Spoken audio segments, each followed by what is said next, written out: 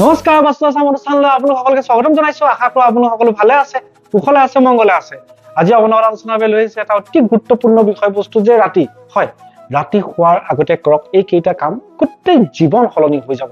এটা অতি গুৰুত্বপূৰ্ণ বিষয়। আমাৰ মূল বিষয়বস্তু লৈ আগবঢ়াৰ আগতে আপোনালোক জনাওঁ যে যিসকল দৰ্শকে আমাৰ ভিডিঅ'টো পোনপ্ৰথমবাৰৰ বাবে চাইছে বা আমাৰ চেনেলটো এতিয়াও ছাবস্ক্ৰাইব কৰা হোৱা নাই, বাস্তু আছাম ইউটিউব চেনেলটো আপোনালোকে ছাবস্ক্ৰাইব কৰিব, কাষত থকা নটিফিকেশ্যন বেলটো টিপিব, অল কৰিব। আৰু যিসকল দৰ্শকে আমাৰ ভিডিঅ'টো ফেচবুকত চাই আছে, বাস্তু আছাম ফেচবুক পেজখন আপোনালোকে ফলো কৰিবলৈ নিশ্চয় নাপাহৰিব। ভিডিঅ'বিলাক ভাল পালে এটা লাইক কৰিব আৰু আত্মীয় স্বজন প্ৰিয়জনৰ মাজত আমাৰ এই ভিডিঅ'টো উপহাৰ হিচাপে শ্বেয়াৰ কৰিব। আজি এটা খুব গুৰুত্বপূৰ্ণ বিষয় আজি এটা অতি গুৰুত্বপূৰ্ণ বিষয় আপোনালোকৰ সন্মুখত লৈ আহিছো যে অতি সাধাৰণ, অতি সহজ, যিকোনো মানুহে যিকোনো স্থানত কৰিব পৰা এটা নিয়ম কি, ৰাতি শোৱাৰ আগতে আপুনি এইকেইটা কাম কৰি শুৱক। মেক্সিমাম 2 বা 3 মিনিট সময় লাগিব, কিন্তু এইকেইটা কামে আপোনাৰ গোটেই জীৱন সলনি কৰি দিব পাৰে। ইয়েছ, আমাৰ মূল বিষয়বস্তুলৈ আগবঢ়াৰ আগতে আপোনালোক সকলোকে জনাই লওঁ কিতাপৰ কথা। ইতিমধ্যে সকলোৱে গমেই পাইছে আমাৰ দ্বাৰা ৰচিত বাস্তুশাস্ত্ৰৰ ওপৰত 2খনি গ্ৰন্থ। প্ৰথমখনি গ্ৰন্থ বাস্তুশাস্ত্ৰৰ প্ৰয়োগেৰে সলনি কৰক আপোনাৰ ঘৰখন, আৰু দ্বিতীয়খনি গ্ৰন্থ বাস্তুশাস্ত্ৰৰ প্ৰয়োগেৰে সৌভাগ্যশালী কৰক আপোনাৰ ঘৰখন। বৰ্তমান এই 2খন গ্ৰন্থ অনলাইন যোগে এভেইলেবল আছে। অফলাইন যোগে বা অসমৰ কোনো কিতাপৰ বিপণীত আপোনালোকে এই গ্ৰন্থ ক্ৰয় কৰিব নোৱাৰিব। আমাৰ স্ক্ৰীনত যি নম্বৰ দিয়া আছে, ফোন কৰিব নালাগে, সেই নম্বৰ হোৱাটছআপ যোগে আপোনাৰ নাম আৰু সম্পূৰ্ণ ঠিকনা আমালৈ প্ৰেৰণ কৰি যোন য'তে আছে নিজ ঘৰত থাকিয়ে আপুনি কিতাপৰ এটা কপি সংগ্ৰহ কৰিব পাৰিব। ইতিমধ্যে অসমৰ শত সহস্ৰজনে এই কিতাপ ক্ৰয় কৰি নিজৰ ঘৰখন বাস্তুসন্মত কৰিছে, শাস্ত্ৰসন্মত কৰিছে। এতিয়া আহক মূল বিষয়বস্তু। আজিৰ বিষয়বস্তু কি যে ৰাতি শোৱাৰ আগতে প্ৰতিজন মানুহে ৰাতি শোৱাৰ আগতে জাষ্ট 2 বা 3 মিনিট সময় লাগিব, এইকেইটা কাম কৰিব লগা আছে। এইকেইটা অভ্যাস যদি আপুনি আপোনাৰ মাজত গঢ় দিব পাৰে, লাহেকৈ অলপকৈ আপোনালোকে অনুভৱ কৰিব, এইকেইটা অভ্যাসে আপোনাৰ গোটেই জীৱনটো সলনি কৰি দিব পাৰে। ইয়েছ, মই 6টা অতি সৰু সামান্য 6টা স্পেচিফিক কথা জনাম। প্ৰতিজন মানুহে এইকেইটা কথা পালন কৰিব লগা আছে। প্ৰথম এটা কথা সদায় মন কৰিব যে ৰাতি শুওঁতে, আমি যেতিয়া ৰাতি শুওঁ বিচনাত, আমাৰ মূৰটো সদায় দক্ষিণ ফালে থাকিব লাগে। পূব ফালে, পশ্চিম ফালে বা উত্তৰ ফালে মূৰ কৰি নুশুৱে। বেষ্ট শ্লিপিং পজিশ্যনটো হ'ল দক্ষিণ ফালে মূৰ কৰি শুব লাগে। ইতিমধ্যে মই বিশেষ বিশদভাৱে নকওঁ, এই কাৰণে যে পূৰ্বতে আমি ইয়াৰ ওপৰত এটা আছুতীয়া ভিডিঅ' বনাইছো। প্ৰতিজনে এটা কথা জানক, আপুনি ঘৰৰ যি স্থানতে নহওক কিয়, শোৱাৰ সময়ত আপোনাৰ বিচনাখন এনেকৈ ৰাখিব যাতে শোৱাৰ সময়ত আপোনাৰ মূৰটো দক্ষিণ ফালে হৈ থাকে। ছেকেণ্ড, 2 নম্বৰ, ৰাতি শোৱাৰ আগতে জাষ্ট বিচনাত পৰাৰ আগতে বিচনাতে বহি আপুনি এবাৰ ভাবিব, আসন যেনেকে কৰে ঠিক তেনেকে বহি ল'ব 30 ছেকেণ্ড বা 1 মিনিট সময়, যে আজিৰ দিনটো ৰাতিপুৱা শুই উঠাৰ পৰা ৰাতি শোৱালৈকে আপুনি কি কাম কৰিলে। জাষ্ট এবাৰ মনৰ ভিতৰতে ভাবিব, চকু মুদিও ভাবিব পাৰে, চকু মেলিও ভাবিব পাৰে, কোনো কথা নাই। বিচনাত বহি আপুনি ভাবিব শুই উঠাৰ পৰা এই মুহূৰ্তলৈকে, মানে শোৱালৈকে কি কাম আপুনি কৰিলে। এই অভ্যাসটোৱে আপোনাৰ স্মৃতি শক্তিটো সদায় প্ৰখৰ কৰি ৰাখিব। ইয়েছ, যিমানেই বয়স নহওক, এইটো এটা ট্ৰিক্স হয়। আপুনি যদি এই কামটো কৰে ন, আপুনি স্মৃতি শক্তি আপোনাৰ দুৰ্বল নহয় বা স্মৃতি শক্তিৰ লোপ নাপায়। কাৰণ আজিকালি কেনেকুৱা হয় যে আমাৰ ওচৰত, আমাৰ ব্ৰেইনত আনলিমিটেড ইনফৰমেশ্যন। কাৰণ মোবাইলটোতে আপোনালোকে দেখিছে বাৰে ৰঙীয়া বিভিন্ন ধৰণৰ বস্তু আছে। আমি ইমানেই ইনফৰমেশ্যন পাওঁ যে আমাৰ তাক ধৰি ৰখাৰ কেপাচিটি একেবাৰে নাই। সেইকাৰণে আমি খুব সোনকালে কম বয়সতে আজিকালি স্মৃতি শক্তি দুৰ্বল হৈ পৰে। এই অভ্যাসটোৱে আপুনি নিজৰ মাজত এক্সাৰচাইজ কৰি 1 সপ্তাহ বা 2 সপ্তাহ কৰিলে আপুনি গম পাব যে আপুনি লাহে লাহে পুৰণা কথাবিলাক মনত ৰাখিব পৰা হৈছে। 3 নম্বৰ, প্ৰত্যেক দিনা ৰাতি শোৱাৰ আগতে বিচনাত বহি এবাৰ আপুনি ভাবিব যে দিনটোত আপুনি কি কাম কৰিলে, কি ভুল কৰিলে, কি শুদ্ধ কৰিলে। ইয়েছ, প্ৰত্যেকে জানক এইটো কথা। আমি নৰ্মেলি মানুহ লগ পালে অন্য মানুহৰ আলোচনা কৰা হয়, সমালোচনা কৰা হয়, এইটো এটা মানুহৰ সহজাত প্ৰবৃত্তি। কিন্তু আমি কেতিয়াও নিজৰ আত্মসমালোচনা নকৰোঁ। আপুনি কাকো ক'ব নালাগে, নিজে ভাবক আজি আপুনি দিনটোত এনেকুৱা কি কাম কৰিলে যিটো আপুনি কৰিব নালাগিছিল, এনেকুৱা কি কথা কাৰোবাক ক'লে যিটো আপুনি ক'ব নালাগিছিল, আৰু এনেকুৱা কি কাম বা কথা আপোনাৰ দিনটোত আজি হ'ল যিটো লৈ আপুনি ভাবিব পাৰে ইয়েছ, মই যে এটা ভাল কাম কৰিম।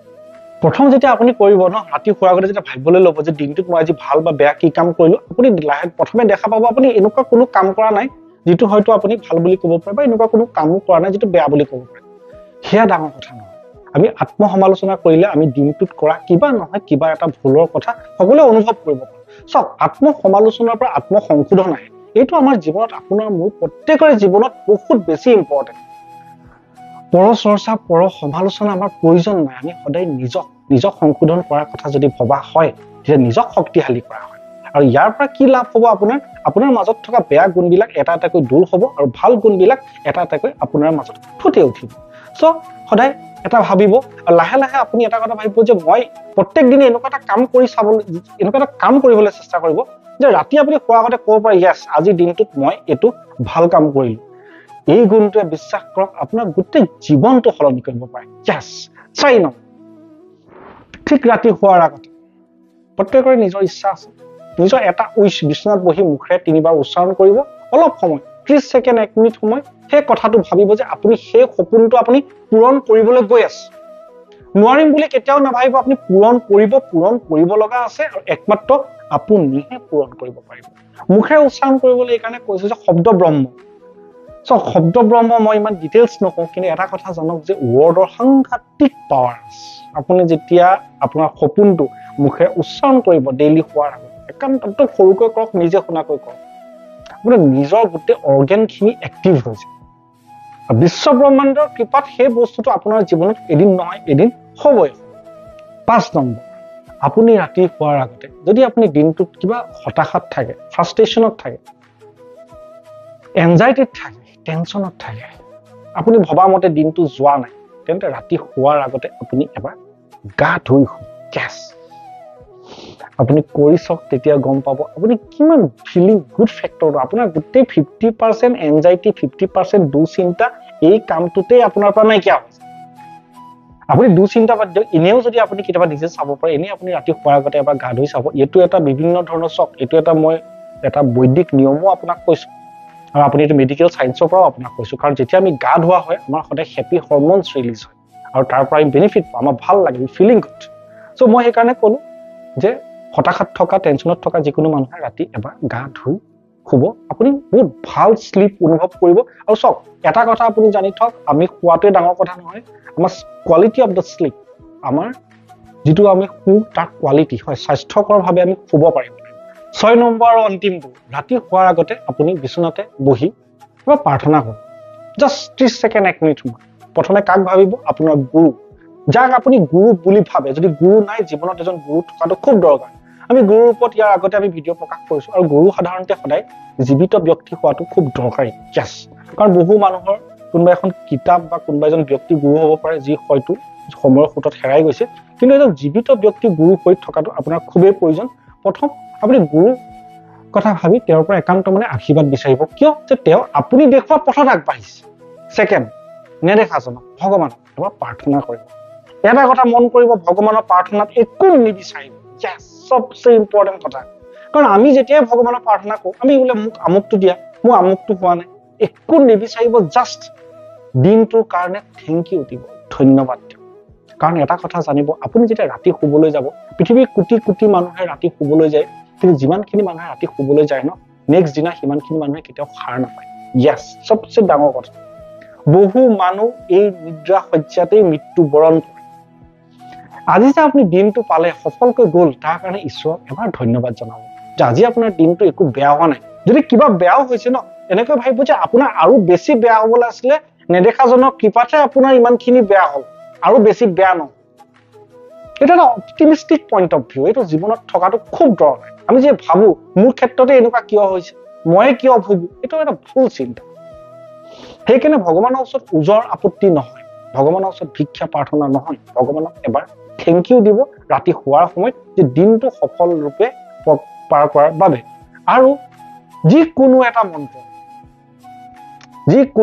যি আপুনি জানে মুখেৰে 3বাৰ 4বাৰ 5বাৰ 7বাৰ যিমান বাৰ পাৰে উচ্চাৰণ কৰি দিব একো নাই ৰাতি শুৱাৰ আগতে ভগৱানক এবাৰ সেৱা কৰিব এই প্ৰভু ধন্যবাদ আজি দিনটো সুকলমে নিয়াৰ বাবে যিকোনো এটা মন্ত্ৰ যিটো আপুনি জানে সহজে মুখস্থ মাতিব পাৰে কেইবাৰমান উচ্চাৰণ কৰি প্ৰণাম কৰি শুব yes 6টা কথা অতি সৰু কথা প্ৰতিটো কথা 30 ছেকেণ্ড বা 1 মিনিট সময় কনজিউম কৰিব মই যিকেইটা আপোনাক কথা ক'লোই গোটেইকেইটা কথা কৈলেও আপোনাৰ 2 মিনিটতকৈ বেছি সময় নালাগে কিন্তু এইকেইটা অভ্যাস এনেকুৱা এটা অভ্যাস ন আপুনি জাস্ট এমাহ কন্টিনিউয়াছলি কৰিছ তাৰ পাছত আপুনি গম পাব আপোনাৰ থিংকিং হইল চিন্তা কৰা হইল কাম কৰা হইল কিমানখিনি সলনি হ'ল আৰু আপোনাৰ জীৱনটো সম্পূৰ্ণ নিগেটিভৰ পৰা এটা পজিটিভ দিশত আগবাঢ়িব এপ্লাই কৰক আৰু নিজে বেনিফিট আশা কৰো আজি ভিডিঅ'টোৰ মাধ্যমেৰে এটা সৰু কিন্তু ভাবিব নোৱাৰা সুফলদায়ী কথা আপোনালোক প্ৰতিজন দৰ্শকক জনাব পাৰিলো যিমান পাৰে ভিডিঅ'টো শ্বেয়াৰ কৰক, অসমৰ চুকে কাৰণে শ্বেয়াৰ কৰক। যিমানেই মানুহে জানিব সিমানেই মানুহ উপকৃত হ'ব। আপুনি শ্বেয়াৰ কৰা এটা ভিডিঅ'ৰ পৰা যদি এজন মানুহ বা এটা পৰিয়াল উপকৃত হয়, তেন্তে সেয়াটো এক ডাঙৰ পুণ্য আপোনাৰ জীৱনত সংযোজন হ'ব। আমি সকলো জীয়াই আছো কিয়? পুণ্য অৰ্জন কৰিবলৈ, পুণ্য সঞ্চয় কৰিবলৈ, আপোনাৰ মোৰ জীৱনত এটা এটাকৈ পুণ্য সংযোজন কৰিবলৈ। বাস্তু আছাম ইউটিউব চেনেলটো যদি এতিয়ালৈকে ছাবস্ক্ৰাইব কৰা নাই, ছাবস্ক্ৰাইব কৰিব। ফেচবুক পেজখন যদি ফ'ল' কৰা হোৱা নাই, ফ'ল' কৰিবলৈ নিশ্চয় নাপাহৰিব। আমাৰ সত্য প্ৰকাশিত গ্ৰন্থখনি যিসকল দৰ্শকে এতিয়াও এটা কপি ক্ৰয় কৰা নাই, আমাৰ স্ক্ৰীনত দিয়া নম্বৰ হোৱাটছআপ যোগে আপোনাৰ নাম আৰু সম্পূৰ্ণ ঠিকনা আমালৈ প্ৰেৰণ কৰি যোন য'তে আছে নিজ নিজ ঘৰত থাকিয়ে আপুনি কিতাপৰ এটা কপি সংগ্ৰহ কৰিব পাৰিব। ভিডিঅ'টো ভাল পালে এটা লাইক কৰিব, আপোনালোকৰ প্ৰশ্ন মতামত উপদেশ কমেণ্ট যোগে আগবঢ়াব আৰু আত্মীয় স্বজন প্ৰিয়জনৰ মাজত আমাৰ এই ভিডিঅ'টো উপহাৰ হিচাপে শ্বেয়াৰ কৰিব। ধন্যবাদ।